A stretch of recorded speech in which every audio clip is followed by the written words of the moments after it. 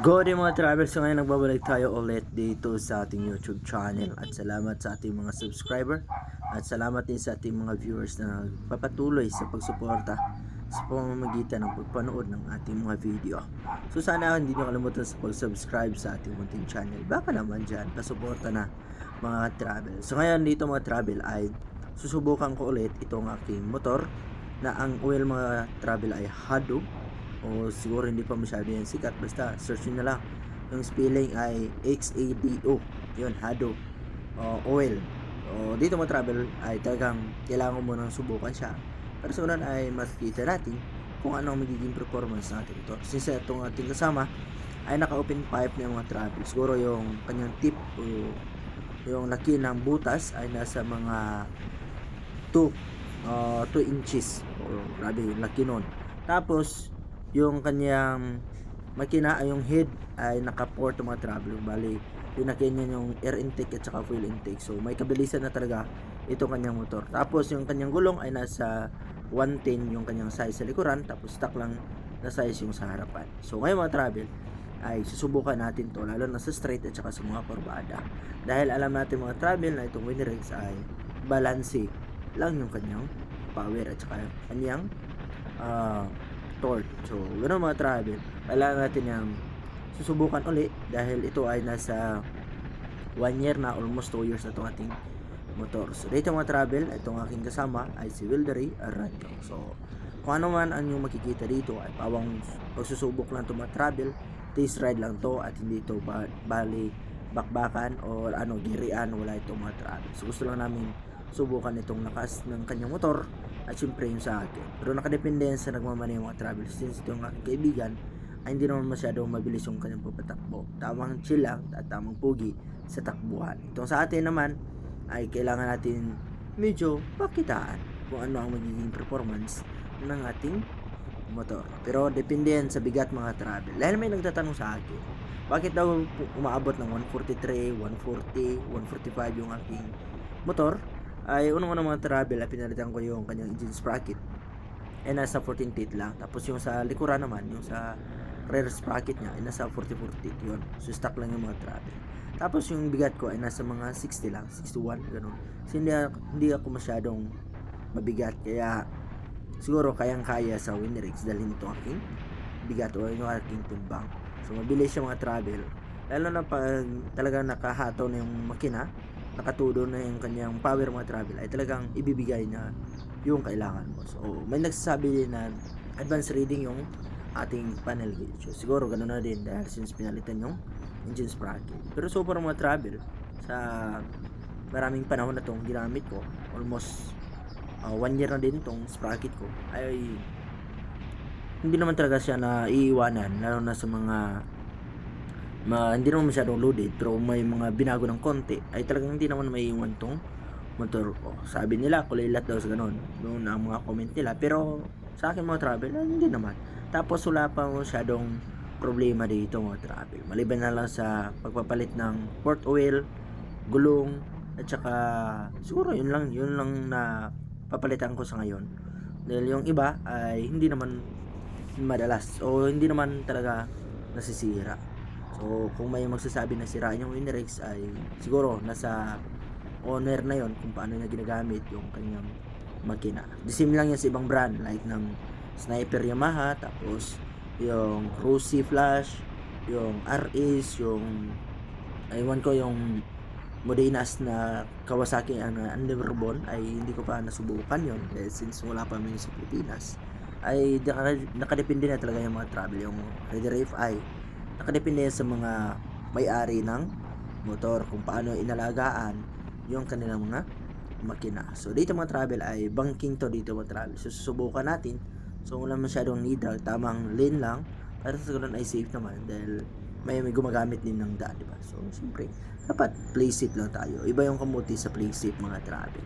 Dahil yung play safe ay talagang alerto ka lagi. Yung kamuti ay basta lang maka top speed ganun, ay walang pakialam kahit medyo alangan niya, ay talagang hahataw. Ay dito mo travel ay tamang safety first lang talaga yung pagmamaneho natin. So ngayon mga travel, ito yung masasabi ko sa iba, lalo na pag sinabi nila na yung motor na Winner X ay sisibakin ng Rossi, sisibakin ng Sniper, sisibakin ng Retrify, at vice versa, ganun din. Yung Winner X, sisibakin yung Sniper, yung Retrify, yung Rossi Flash, o yung iba pang underbone, ganun. Actually, nasa tao na yan.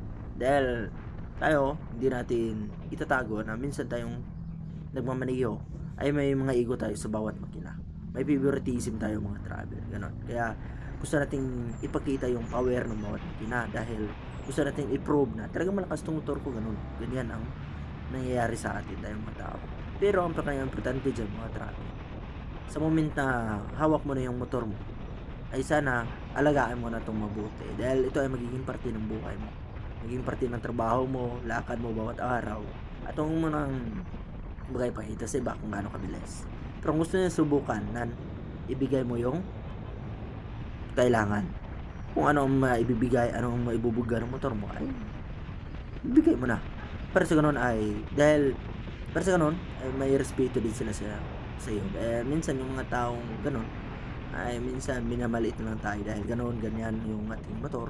Pero kung makikita nila mga travel ay yun, nagbibigay din sila ng respeto. Pero yung iba ay nayayabangan at ayaw nila ng ganun.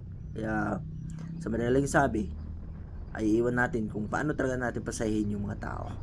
So nasa atin na yan, bawat isa tayo na yung may alam ng preference natin sa buhay. Dahil tayo ay pawang simple lang na rider at hindi ko na talaga i-deny na medyo may kabilisan yung matakbo natin. So dito medyo grabe yung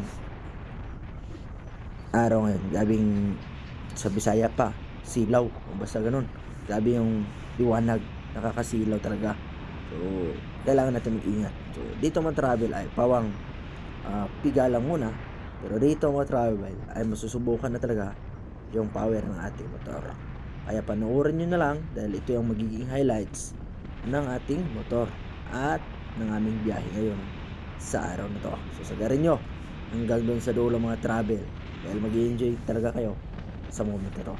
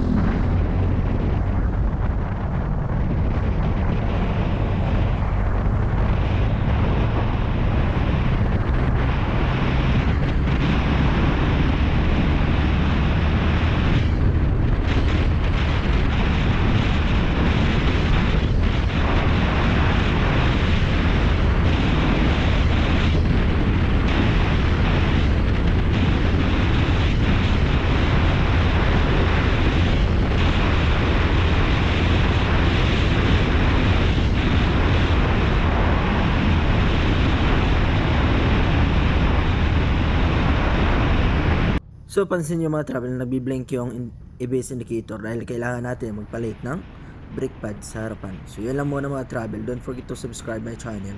And thank you sa lahat. Bye bye, ride safe, and say God bless.